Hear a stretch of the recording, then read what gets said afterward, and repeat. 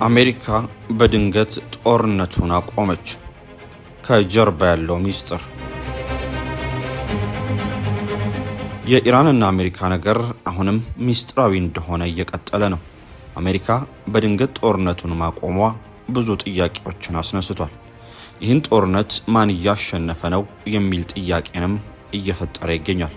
ትራምፕ በ3 ሳምንት በዛ ቢባል በ4 ወራትና በ5 ወራት አጠናቅቀዋለሁ ያሉት የኢራን ጦርነት ያልታሰበ ችግር ውስጥ ጥሏቸዋል። ኢራን ቬንዙዌላ አይደለችም እያስባለም ይገኛል። በእርግጥም ትራምፕ ቬንዙዌላ ስህተት ውስጥ እንዲገቡ ምክንያት ሆናለች። ይህ እንዴት ሆነ የሚለውን ቀጥለን እንመለከታለን።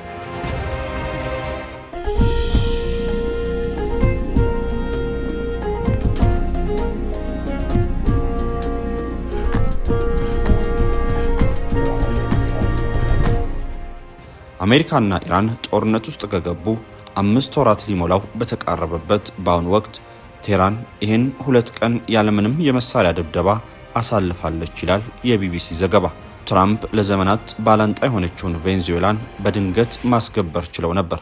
ኢራን ግን የማትበገር ሆናለች። የማትቆረጥም የብረት አሎሎም ሆናለች ማለት ይቻላል። አሜሪካ በቬንዙዌላ የሚሰራ ኤምባሲ የላትም።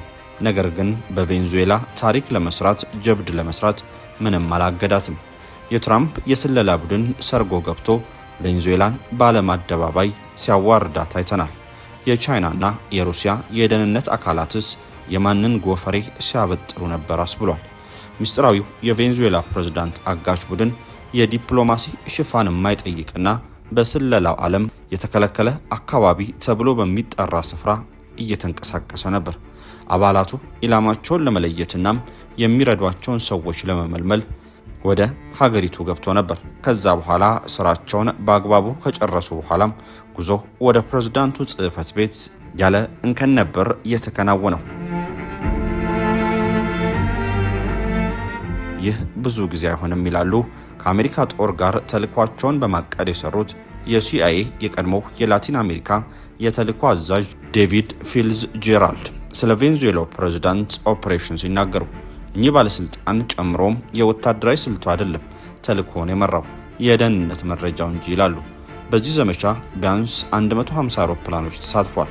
ማዱሮ ቅጥር ግቢ አካባቢ ሄሊኮፕተሮች ከመሬት በመቶ ጫማ ብቻም ከፍ ብለው እየበረሩ ነበር። ይህ ሁሉ ሲሆን ቬንዙዌላ እንቀላፍታለች፣ ቻይና ተኝታለች። ሩሲያ ምን እየተካሄደ እንዳለ አላወቀችም።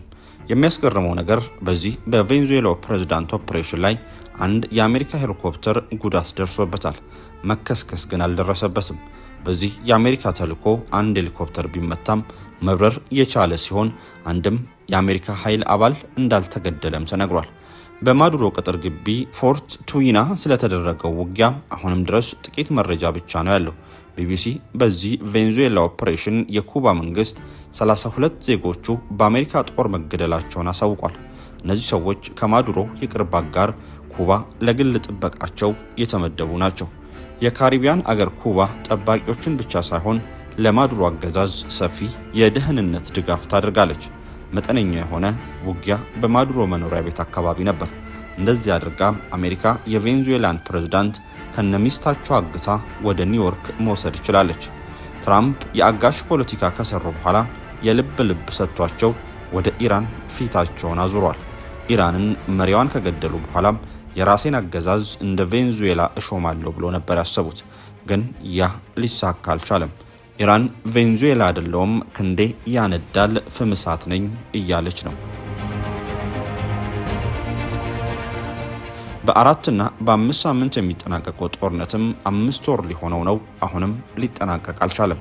አሜሪካ አሁን በድንገት ጦርነቱን አቁማለች። ይህ ለምን ሆነ ሲባል የጦር መሳሪያ ጨርሳ የሚል መልስ እየመጣ ነው። ኒውዮርክ ታይምስ አሜሪካ በኢራን ላይ ድብደባውን ያቆመችው ያላት የጦር መሳሪያ ክምችት እየሳሳ በመምጣቱ ነው ሲል ዘግቧል። አሜሪካ ለተከታታይ 2 ሳምንታት የሌሊት ድብደባዎችን ስትፈጽም ከቆየች በኋላም ሀገራቱ ወደ ድርድር ይመለሳሉ የሚል ተስፋ ዳግም አንሰራርቷል የሚል ዘገባም በስፋት እየወጣ ነው። ነገር ግን ኢራንና አሜሪካ ነገራቸው ውሃ ቅዳ ውሃ መልስ በመሆኑ ይስማማሉ? ወደ ድርድር ገብተው ሰላም ያወርዱ ይሆን ወይ የሚለውን ጥያቄ ለመመለስ ግን አሁን ላይ ጊዜው አይደለም እየተባለ ነው። አሜሪካ ከ13 ቀናት በኋላ ኢራንን ከደበደበች በኋላ በድንገት ጦርነቱን ማቆሟን ተከትሎ የአሜሪካ መገናኛ ብዙሃን የአየር ድብደባው ለጊዜው መቆሙ የአንዳንድ የጦር መሳሪያዎች ክምችት እየሳሳ መምጣቱን ሊያመላክት ይችላል ሲሉ ዘግቧል። በእርግጥም አሜሪካ በመካከለኛው ምስራቅ ከባድ ኪሳራ ደርሶባታል። ይህ ነው የማይባል ኪሳራ የደረሰባት አሜሪካ በመካከለኛው ምስራቅ ውስጥ ታይቶ የማይታወቅ የጦር መሳሪያ ውድመት ደርሶባታል ተብሏል። በቅርቡ እንኳን በመካከለኛው ምስራቅ ያለ የአሜሪካ ስለላ ተቋም ከባድ የሚባል ጉዳት እንደደረሰበት ታውቋል። አሜሪካ ለዚህ ከባድ ጥቃት ሩሲያና ቻይና እገዛ ሳያደርጉ አይቀርም የሚል ክስ አሰምቷል። በዋሽንግተንና በቴህራን መካከል ድርድር እንዲካሄድ የሚደረገው ዲፕሎማሲያዊ ጥረት መሰናክል ከሆኑት ጉዳዮች መካከል አንዱ በሆርሙዝ ወሽመጥ ላይ የሚደረገው የተኩስ ልውውጥ ነው። ጦርነቱ ግን ከወሽመጡ አልፎ በቀጠናው የአሜሪካ አጋር ወደ ሆኑት ሀገራት ተስፋፍቷል። ይሁን እንጂ ትራምፕ አርብ ዕለት የአሜሪካ ጦር በኢራን ላይ የሚያካሄደው ዘመቻ ለጊዜው ቆሟል ማለታቸውን የአሜሪካ መገናኛ ብዙሃን ዘግቧል።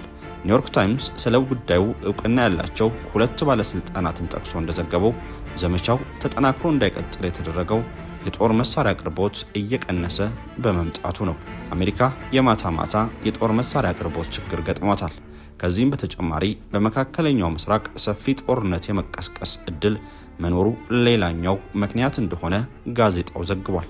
ሲኤንኤን ምክትል ፕሬዝዳንቱ ጄዲ ቫንስና ከፍተኛ የአሜሪካ ጄኔራል የሆኑት ዳን ኬን በዋይት ሃውስ አርብ ዕለት በነበራቸው ስብሰባ ላይ ጦርነቱ ወደ ሌሎች ሀገራት የመዛመት ስጋት መኖሩን መጥቀሳቸውንም አትቷል።